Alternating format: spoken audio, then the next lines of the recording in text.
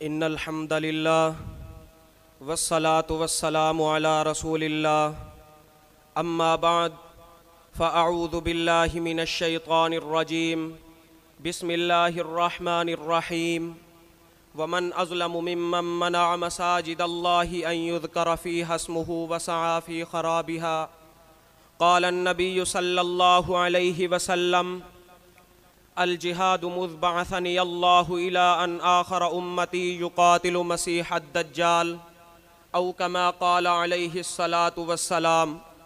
अपने मरकज़ से अगर दूर निकल जाओगे खाक हो जाओगे, अफसानों में खो जाओगे। अपने परचम का रंग कहीं भुला मत देना, सुर्ख शोलों से जो खेलोगे तो जल जाओगे।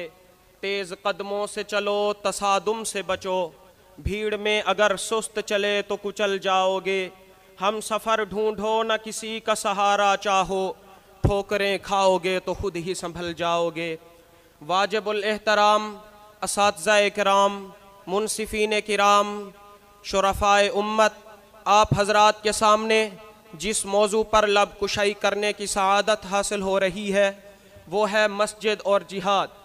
गिरामी कदर अहबाब, आज इस गए गुज़रे दौर में जिसमें मसाजिद से जिहाद की आवाज़ को बंद करने की भरपूर कोशिश की जा रही है, इस उन्वान ने उम्मत मुस्लिमा को भूला हुआ सबक फिर से याद दिला दिया है कि मुसलमानों, मस्जिद का ताल्लुक़ जिहाद के साथ बहुत कदीम है।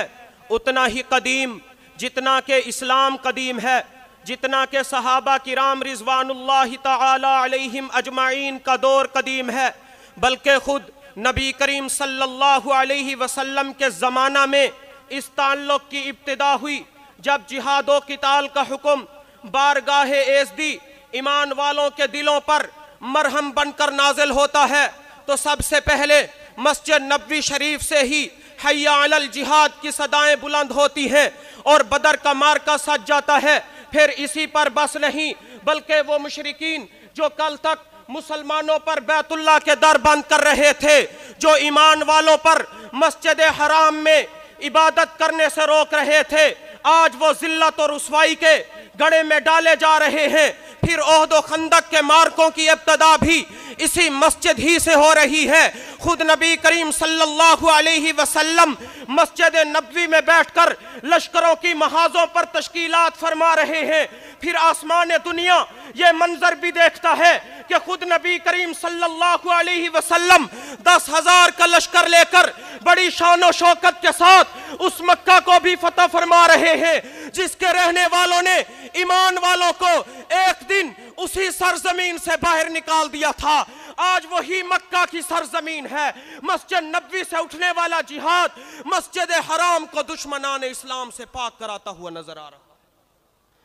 किरामी कदर अहबाब, अगर हम कुरान से पूछें, ए कुरान तू बता मस्जिद और जिहाद का आपस में क्या ताल्लुक है, कुरान पुकार उठता है, वलौला दफ़उल्लाहि अन्नासा बाज़हुम बिबाज़िन लहुद्दिमत सवामिउ व बियउ व सलवातु व मसाजिदु युज़करु फ़ीहा इस्मुल्लाहि कसीरा।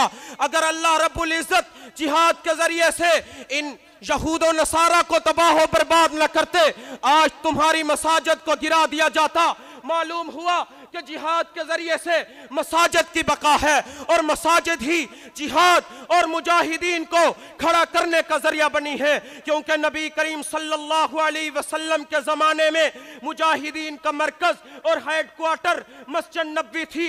सिद्दीक़ अकबर के दौर में भी जिहादी लश्करों की तरबियत मस्जिद नबवी में हुआ करती थी। फारूक आज़म के दौर में भी जिहादी लश्करों की तरबियत मस्जिद नबवी में हुआ करती थी।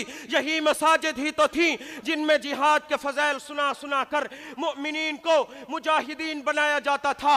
इन्हीं मसाजिद में ही हय्या अलल जिहाद की सदाओं से लश्करों को यकजा किया जाता था।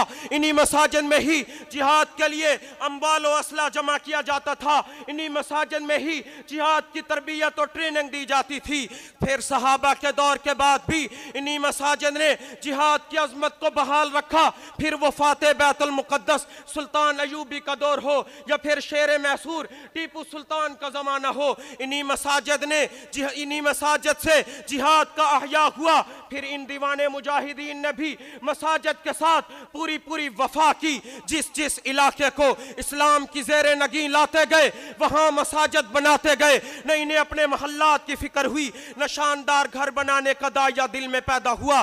किसी इलाके को फतह करने के बाद अगर इन्होंने कोई काम किया है तो वो मसाजिद की तामीर की है। इसी वजह से शायर मशरिक अल्लामा इकबाल ने भी फरमा दिया, अल्फाज़ो मानी में तफावत नहीं लेकिन, अल्फाज़ो मानी में तफावत नहीं लेकिन, मुल्ला की अज़ा और मुजाहिद की अज़ा और। सामीन मोहतरम, आज इस जिल्लत व पस्ती के दौर में जिसमें हर तरफ ईमान वालों का खून पानी से सस्ता समझ लिया गया है, पंजा कसा जा चुका है। बाबरी मस्जिद हमारी जिंदगियों में गिरा दी गई। किबला अव्वल बैतुल मुक़द्दस फलस्तीन में यहूदियों की अमाजगाह बन गया। कराची के अंदर मदीना मस्जिद को गिराने की भरपूर कोशिशें की जा रही हैं। अतराफ आलम के अंदर और भी बहुत सी ऐसी मसाजिद हैं जो इस वक्त यहूद और यहूदियत नवाजों की नज़रों में हैं, जिनको ख़त्म करने के लिए मुख्तलिफ किस्म के हीले बहाने सोचे जा रहे हैं।